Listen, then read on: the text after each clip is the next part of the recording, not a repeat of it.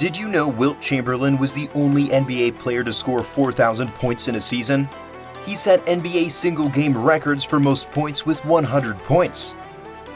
Perhaps his most mind-boggling stat was the 50.4 points per game he averaged during the 1961-62 season, and if not that, then perhaps the 48.5 minutes per game he averaged that same year. The record books are indeed heavy with Chamberlain's accomplishments. So much so that the Philadelphia Daily News, when asked whether Chamberlain was the best ever, the books don't lie. And who can blame them? He dominated the game as few players in any sport ever have.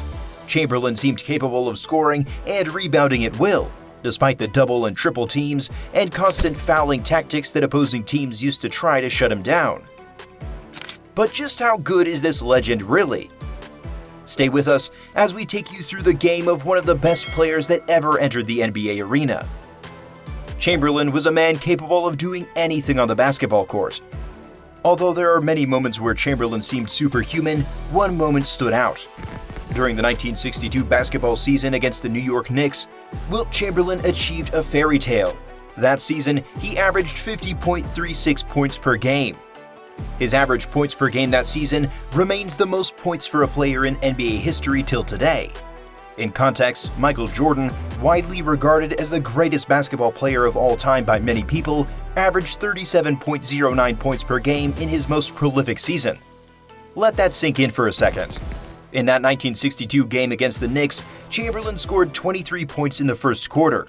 He made it 41 points at the end of the second, and it was 69 points in the third quarter. But the reason we're talking about this game is not for these points.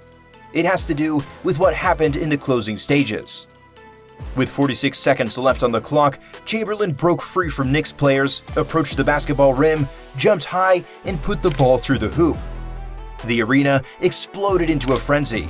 Hundreds of spectators stormed the court to celebrate and touch the hero of the night. While the win over the Knicks was incredible, he also achieved something unprecedented. Wilt Chamberlain had just scored 100 points, the most any player has ever scored in a professional basketball game. This record still stands today. Wilt Chamberlain is arguably the best player to ever play professional basketball. However, he wasn't without his faults. His biggest weakness was free throws. So he made a decision to try a different way of shooting free throws. Instead of shooting, like every other basketball player, overhand, releasing the ball near the forehead, Chamberlain switched to underhand free throws, also known as the granny shot. Throughout the 1962 season, Wilt Chamberlain would hold the ball between his legs, slightly crouch his knees, and flick the ball upwards to the basket rim. And all of a sudden, he became a pretty good free throw shooter, netting close to 60% of his shots. Wilton Norman Chamberlain was born on August 21, 1936 in Philadelphia, Pennsylvania. He was the sixth of 9 children to Southerners Olivia Ruth, a domestic worker, and William Chamberlain, a welder and handyman. The family lived in a middle-class neighborhood in the Haddington section of West Philadelphia. Interestingly, Chamberlain's first competitive sport was track. As a fourth grader, he ran the 300-yard shuttle in the 1946 Penn Relays among older teammates. Tall from an early age, he stood 6 foot by the age of 10. During early childhood, he was not interested in basketball, which he regarded as a game for sissies. Chamberlain later revealed that basketball was king in Philadelphia, so he eventually turned to the sport in 7th grade while attending Shoemaker Junior High School. In high school, Chamberlain was the star player for the Overbrook Hilltoppers basketball team, wearing jersey number 5. Wilt Chamberlain had a natural advantage against his peers. He became renowned for his scoring talent, physical strength, and shot-blocking abilities.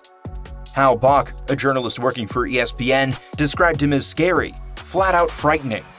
Before him, very few players at the center position possessed his level of athleticism, stature, and stamina. Chamberlain changed the game in fundamental ways no other player did before and after him. However, Chamberlain was only getting warmed up. In his third and final Overbrook season, he took his high scoring to even higher levels, logging 74, 78, and 90 points in 3 consecutive games. The Hilltoppers suffered just one loss to Farrell High, 59-58. Overbrook won the Public League a third time, beating West Philadelphia 78-60. In the city championship game, they again played West Catholic. Chamberlain scored 35 points and led Overbrook to an 83-42 victory. He was retroactively honored as Mr. Basketball USA for 1955, the earliest year for which such a selection was made. However, Chamberlain didn't only play basketball in high school. He participated in athletics, long jump, and triple jump with varying degrees of success. Because of the high school career he had, more than 200 universities wanted him on their program. The competition for his signature was so high that some of the colleges began offering him things many considered a piper's dream at the time. For instance, UCLA offered him the opportunity to become a movie star.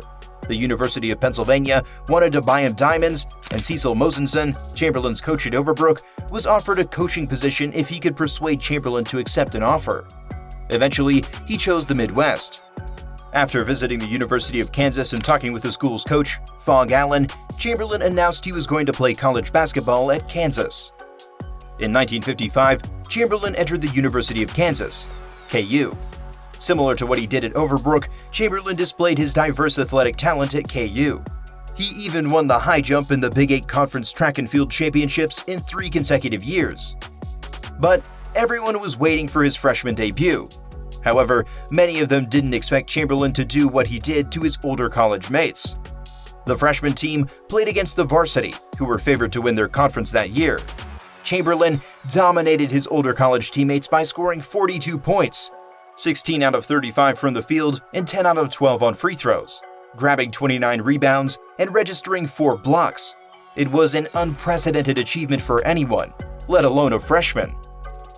A year later, Chamberlain made his varsity basketball debut as a center for the Kansas Jayhawks. In his first game, he scored 52 points and grabbed 31 rebounds, breaking both all-time Kansas records in an 87-69 win against the Northwestern Wildcats, a team with Chamberlain's future NBA teammate Joe Rucklick playing center. Chamberlain and his teammates at Kansas finished the regular season 21-2 and were Big 7 conference champions. Chamberlain was named first-team All-American. Teammate Monty Johnson stated Chamberlain had unbelievable endurance and speed and was never tired. When he dunked, he was so fast that a lot of players got their fingers jammed between Chamberlain's hand and the rim. We can't tell you all that the legend did in college, but we can tell you that he was the catalyst for most of the changed rules in the NCAA. The requirement for a shooter to keep both feet behind the line during a free throw attempt came about because it gave Chamberlain an unfair advantage. He had a 50-inch vertical leap and was capable of converting foul shots by dunking without a running start, beginning his movement just steps behind the top of the key. Also, an inbounds pass over the backboard was banned because of Chamberlain. However, he never won the NCAA, coming close twice and winning a lot of individual awards at the level. He also didn't finish college and later sold a story about his decision to quit for $10,000 to a magazine. There was no doubt in Chamberlain's mind that he wanted to play professional basketball. However, the journey to the NBA was difficult.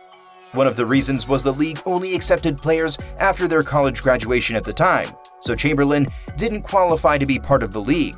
Before joining the NBA, Chamberlain joined the Harlem Globetrotters, the entertaining traveling exhibition team. He played with Globetrotters Meadowlark Lemon and Tex Harrison. In the year 2000, the Globetrotters retired Chamberlain's number 13 jersey. Eventually, his chance to play in the NBA came in 1959 as he joined the Philadelphia Warriors.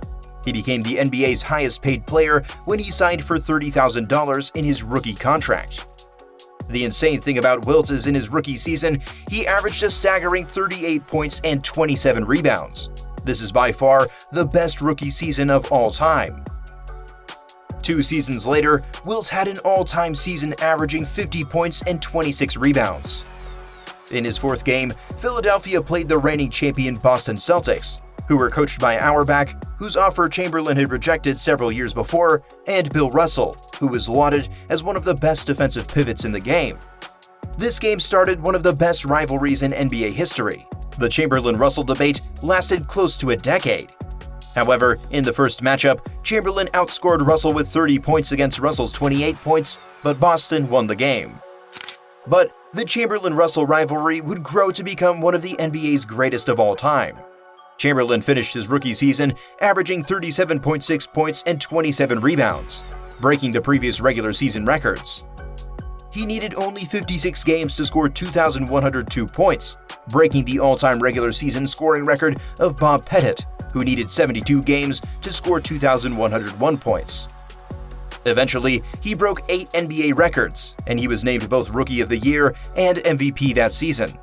His incredible performance led the Warriors to the playoffs, but the team lost to the Celtics in Game 6 in controversial fashion. In the second season at the Warriors, he exceeded his rookie season statistics, averaging 38.4 points and 27.2 rebounds per game.